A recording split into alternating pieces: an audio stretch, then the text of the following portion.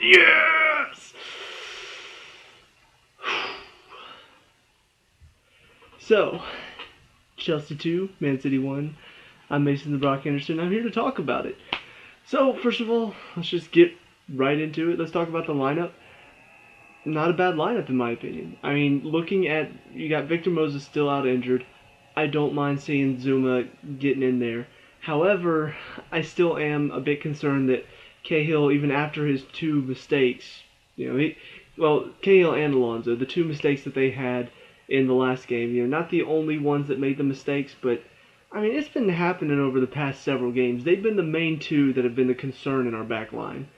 So it was a concern for me to see them still in, but at the same time, I think Zuma does provide a bit more defensive stability because where Espilicueta has a tendency to maybe get caught out because he likes to push up because he's more naturally a fullback. Zuma is definitely more of a center back, so he will stay back a lot more than Espilicueta will. So I love Espilicueta. I love what he does back there, but I will admit he got caught out last game. He got caught pushing up, trying to help out in the attack, and now we've got two center backs instead of three. Zuma definitely got a lot farther back than he did, so that helped us a lot going on the defensive side of our game.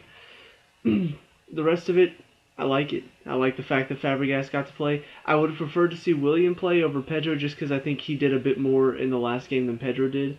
But, other than that, aside from, the back line, the Cahill and Alonso, the rest of it I think is a really good lineup. So, going forward, looking at the individual performances, we got Courtois, who did give up the first goal. But to be honest, the back line today did what he did a lot, which is play under high pressure.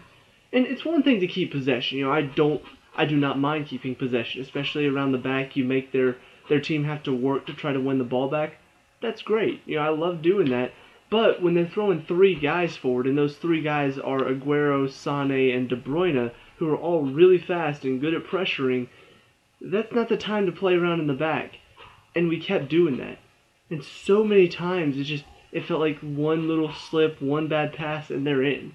It's 3 against 3 if we give the ball away. So, I don't know. Courtois obviously gave it away really poorly that one time that led to the goal. But it felt like anybody today really, at any time, could have given it away, and it would have led to a goal. So, I don't know if that was the message today, to play around back there and force them to come higher up. But honestly, whenever you've got a team like Man City or Liverpool or Tottenham, to be honest, they like to press really, really high. It's better to just get it out, not even risk it. So, but aside from that, Courtois did have a pretty good game, bar the mistake, because he had to make some pretty good saves, and he did. So, on the whole, with the mistake included, I'd say it was average from him. But if you take the mistake away, I'd say it was a good game for him. Cahill, still making similar mistakes, still not tracking runners very well. Did a little bit better defensively. Had to make some last-ditch challenges that he did pretty well with. But on the whole, I'm still just watching him as he's not tracking a man going inside, or as he's dribbling on the ball nearly with the guy on his back. He's cutting backwards. And I'm like, dude, you slipped once before, and that led to a goal. You really gonna give that chance again? I don't know. It's like he continues to do that, despite the fact that he's given away 2 goals this season doing that. And it's not like I don't know. I've complained about him enough. He's still, in my opinion, the weakest part of our back line. So something's got to change there. David Luiz, in my opinion, had a really poor game today. Too many times. I understand he's done pretty well this season, coming out of the back, putting pressure on the midfield. Just flying out there, getting the ball before one of the forwards can get it. He's done that pretty well.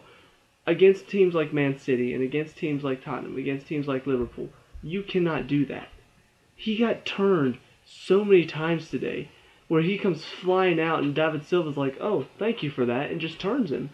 Or lays it off to somebody. Now they're in behind. And what makes it even worse is that after he gets beaten, he does not sprint back. He just kind of jogs back into position. I'm watching him jogging back. I'm like, what are you doing? You just got beat. They're in behind you now. You are supposed to be one of our 3 back line. Where are you? Get back. I don't know what was up with him today, but he was very undisciplined. He was not working hard enough after he got beat. It was really frustrating for me today to watch him continue to do that. And it wasn't just one or two times. It happened at least 6 times throughout the game. And when he's supposed to be the defender that sort of holds in the middle and stays around the striker, if he's flying into the midfield and getting beat up there and then not getting back, that leaves a hole in your back line. And Matic came on in the second half and kind of dropped into that space a little bit where he was supposed to be. But before that, we were looking very, very not deadly. We weren't looking deadly. They were looking deadly. We were looking unsure. We were looking scared because we didn't know what to do. There's so much movement, and one of our defenders has just run out of defense, and now he's not getting back. So that was frustrating. Zuma, though, looked sure of himself. Definitely looked the strongest of the three in the first half. Obviously got subbed at halftime. There's a question of, was there the injury bothering him again, or was this just, he hasn't played a full 90 minutes, so he was worn out and giving him a rest. I don't know. But I really hope that Conte saw enough from him to say, you've earned a spot in the team. Because honestly, I like having Zuma back there. I think he just provides this sort of assurance that even if one of our defenders gets beat, we've got Zuma back there who's going to help out. And that's kind of what Azpilicueta's done all this season. But if we can get Zuma back there doing it as well, that's even better. To the wing-backs, Alonso's still struggling in my opinion. Still, I think we need to either give Ake or give Kennedy a chance in the team. I mean, they've got the ability to do it. Why is Alonso still in there? Defensively, he's average. Going forward, provides maybe 2 or 3 good passes throughout an entire game. The rest of it is just poor crosses, poor passes, trying something stupid and giving the ball away or dribbling out of bounds. And defensively, there are times where he gets just beat, he gets left in the dust because he doesn't have the speed to keep up with the players like Aguero or like Navas. So, I don't know, I'm watching him thinking there's got to be somebody better. There's got to be somebody on the bench that can replace him. Ake's on the bench, but we still don't see him. Despite the fact that we brought him back because he was playing really well and possibly getting a chance to feature in the team, he's hardly made the bench recently, and now he finally makes the bench, and Alonso's out there screwing up at times, and Ake's still sitting the bench. So, I don't know. I'm still disappointed with Alonso. I'm still not seeing enough from him on either side of the ball to really prove to me that he deserves to be out there. Azpilicueta started right wing back, ended up in his normal position at right center back. Works really hard, did well in one-on-one situations. A couple times did get caught on the quick 1-2. When you're playing against a team like Man City, you got to know they're going to do the 1-2 a lot. You got to know that you step 2, they play it there, you got to track the man that's running. And too many times he's following the ball and now he's beat.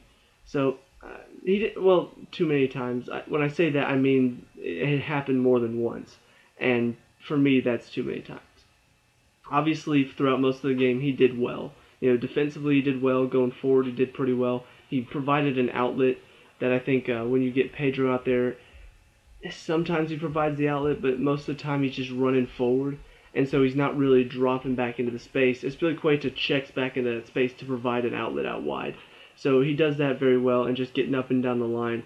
Because he's naturally a fullback, I think he's used to that. So he did pretty well there, but I still kind of prefer to have him in the back three just because I think he works really hard there.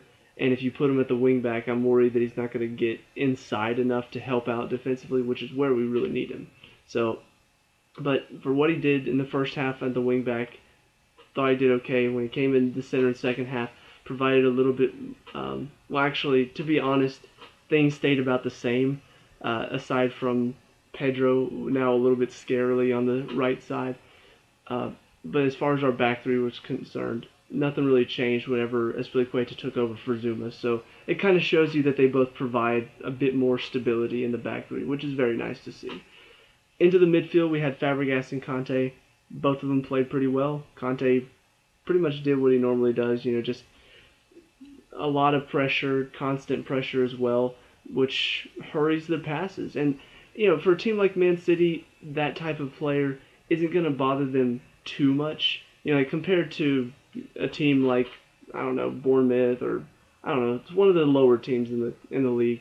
Whenever Conte's playing against one of them, it's like he's just constantly pressuring them. They don't know what to do because they're not used to that type of player. Man City can move the ball around pretty quickly, so he looks a little bit less effective whenever he's up against a team like that, but you still see the influence he has because they're not allowed to just have time on the ball in the middle and just play wherever they want to.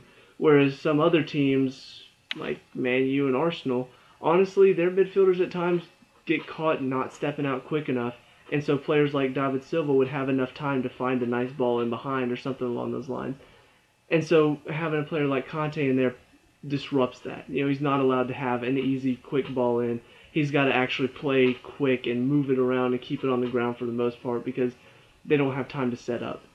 Fabregas, honestly, a lot of people talk about, Matic is the more defensive player. He's more solid defensively. I'm watching Fabregas, and he is getting stuck in on challenges. He's putting pressure on people. I don't know why people don't see the defensive side of his game, but he does it fairly well. He's not as fast or as tall as Matic, but he still puts a lot of pressure. And on top of that, what he does on the other side of the ball is incredible.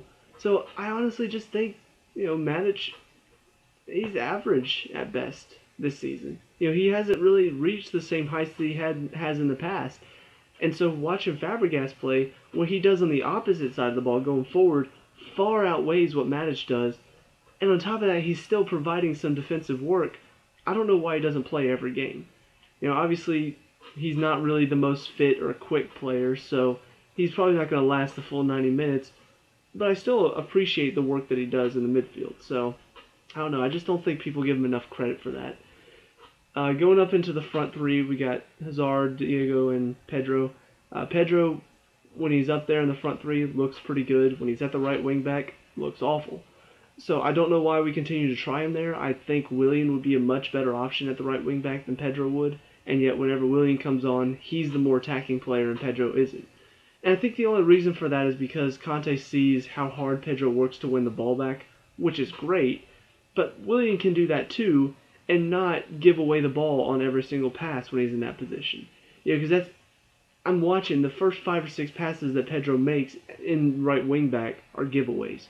Because he's so isolated on that wing, he's not used to that, and he's playing these dangerous balls, which turn out to just be passes right to the defense, or right to the other team, or, like last week, right into the middle.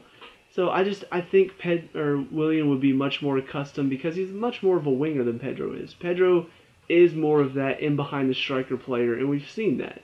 So I just don't understand why we continue to try Pedro out there when I think Willian or even Ake would have been a better option there today.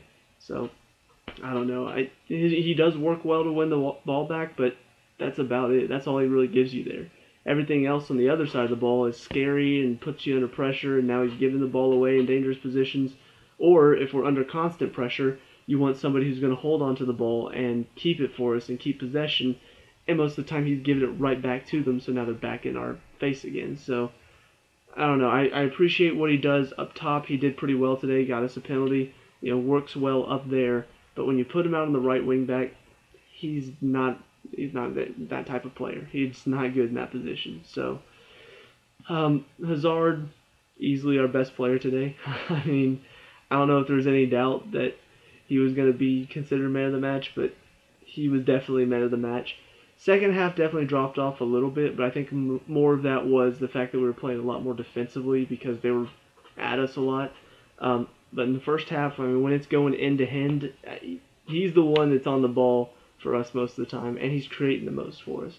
I mean, just even that last little thing, it didn't lead to anything, but at the very end of the first half, just that drop of the shoulder and quick turn, I love watching that because the defenders are always left just like, oh crap. I just have to laugh because he makes them look so silly, and it's so much fun.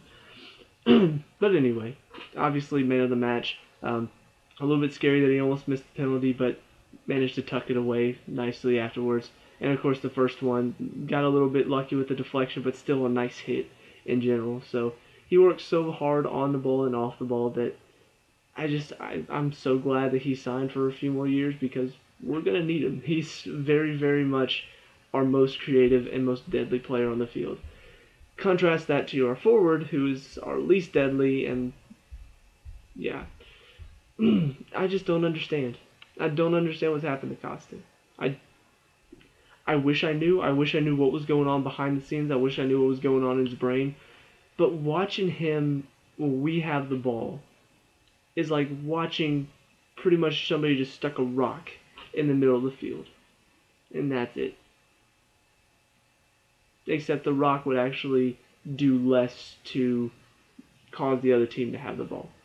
Like, at least players aren't going to play to the rock because they know that little rock on the field isn't really going to... They know that rock's not going to do anything, so they're not going to play to it. With Costa out there, our players play to him, and then he either doesn't hold it up well, or he gives it away, or he fouls the defender because he gets mad, and now they have the ball. It's back to the same old Costa from before. I don't know what happened to first half of the season Costa. First half of the season Costa was less aggressive, well, not less aggressive, less angry is a better word. He was more willing to win the ball. Whenever he got the ball, he was more willing to move it around and, play off the players and use his teammates. Now it's just like every time he gets the ball, I expect the other team to have it in 2 seconds because either it's a terrible pass or he doesn't do enough to hold on to it. That's what happens today. I mean, I cannot think of one moment. There was one moment where he did hold up the ball well in the first half, but then his pass was to a defender. So even the moments where he does something well, it ends with the other team has the ball. I don't know what's going on with him. I truly do not. I don't know if the transfer rumor that happened over January or whatever happened between him and Antonio Conte, I don't know if any of that has to do with what's going on with him right now. But clearly he is not nearly as effective as he was first half of the season, and it's killing us. I mean, we're hardly getting in 2 goals per game now, and if they are coming in, they're coming in through our midfielders because that's the only place we can score because he's awful. He is not providing us anything. He's just a body on the field. The only thing he does is he works hard to win it back from the defense. And even then, half the time he'll foul the defense and they still have the ball. So, I don't know. It's frustrating because he used to be the best striker in the Premier League, like by far the first half of the season. There were other, obviously Kane and Lukaku and Aguero, they were doing well too, but Costa was just a little step ahead. He was back to his best. He was playing well. He wasn't getting involved in stupid scuffles with other people. He was just focused on scoring and playing for the team. And that's what he did. Now, it's back to Costa. It's all about Costa. It's got to be about Costa. He's got to foul people. He's got to fight people. He's got to be aggressive. He's got to be angry. Oh, he just messed up. Oh, he's got to yell at the sky. Oh. It happens every game. And it's not changing. So, I don't know. Obviously, Conte doesn't see that because he continues to play him and continues to not let Batshuayi have any time. But I'm watching this and all I can think is we've got to get somebody else out there. I don't know if we're planning on going and getting a striker over the summer, but we need to. Because right now, watching Costa, he's back to the angry and less effective Costa from last season that can hardly score. So, that's about it for the starting lineup. Onto the substitutions. Matic, Sean for Zuma. Like I said, I don't know what's going on with Zuma. Don't know if it's just needs a rest or if there's injuries going on. But Matic comes in, lost Stones twice on set pieces, and nearly gave away 2 goals because of it. And I don't know. I'm watching that and I'm thinking, how are you getting beat by John Stones? Little old John Stones against big old Matic. And obviously Stones is not that little, but Matic is bigger than him. And yet he's getting either bodied off or he's losing track of him. Stones could have equalized on that corner. Late on. Matic just let him run in. If he were a better player, he would have finished that. And obviously, you could say, oh, well, he just knew Stones was going to miss that. No, you don't let that player go. And honestly, that's kind of been the story of Matic recently, is that there's just been this lack of effort at times from him, most of the times defensively. Whether it's not tracking a man or whether it's that little step in to win the ball and then he's turned around and kind of jogging back slowly. There's just been a lack of effort from him. And especially because he's the more defensive player, you want him to be working harder defensively than anybody else on the field. But I'm watching Fabregas do more whenever he's on the field defensively than Matic does. And that's what's frustrating from him. So I don't know what's going on with him, but he's got to step it up as well. Because honestly, if they were going to come back into it, Matic would have had something to do with it, or Cahill or Alonso. So the fact that he's now looped in with those two kind of tells you where he is right now on my radar. Then the second one to come on was Willian. I thought it probably should have happened a little bit sooner just because he provides this extra bit of pace and work defensively that I think, especially because you move Fabregas up the field, now he's not going to give you as much, and he's tired from all the running he did. So I don't know, I thought he should have come on a little bit sooner, but he did come on, and for the most part, just looked pretty dangerous on the ball, and then worked hard back, to get behind the ball as well. So I don't know, I'm looking at Willian, I'm looking at how much work he's putting in. I think he deserves a bit more time on the field. Um, and then the last one was Loftus-Cheek came on late for Hazard.